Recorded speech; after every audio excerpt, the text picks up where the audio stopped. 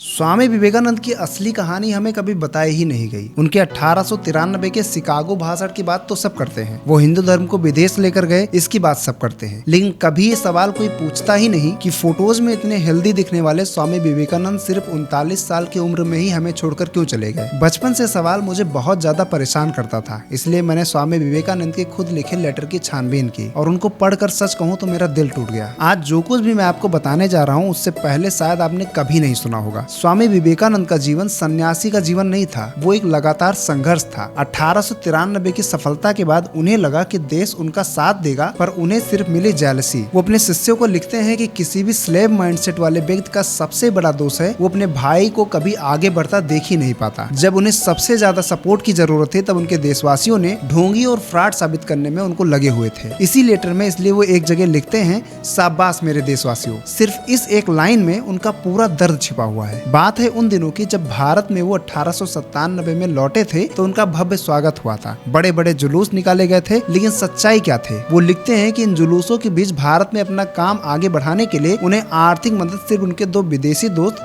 जो miss Müller और miss सोबियर थे उन्हीं से मिली। भारत में सिर्फ उन्हें फूलों की माला दी, लेकिन काम आगे बढ़ाने के लिए जरूरी संसाधन नहीं दिया। पर सबसे गहरा जख्म उन्हें आगे चलकर मिला। 1899 में स्वामी जी ने अपनी बूढ़ी माँ के लिए एक घर खरीदना चाहा और यहाँ पर भी उनके अपने ही देशवासियों ने उनको धोखा दिया।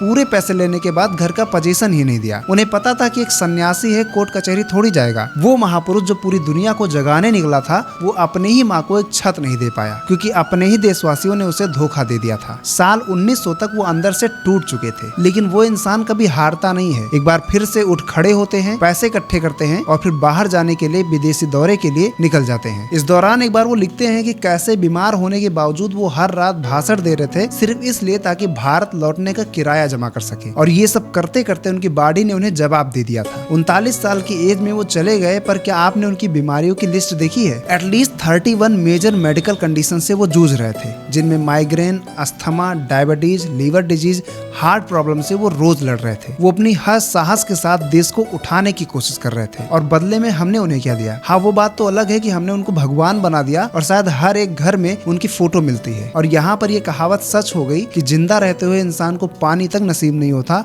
और मरने के बाद पूरा समुद्र। और शायद यही वजह है कि हम लोग उस समय फेल हो गए थे।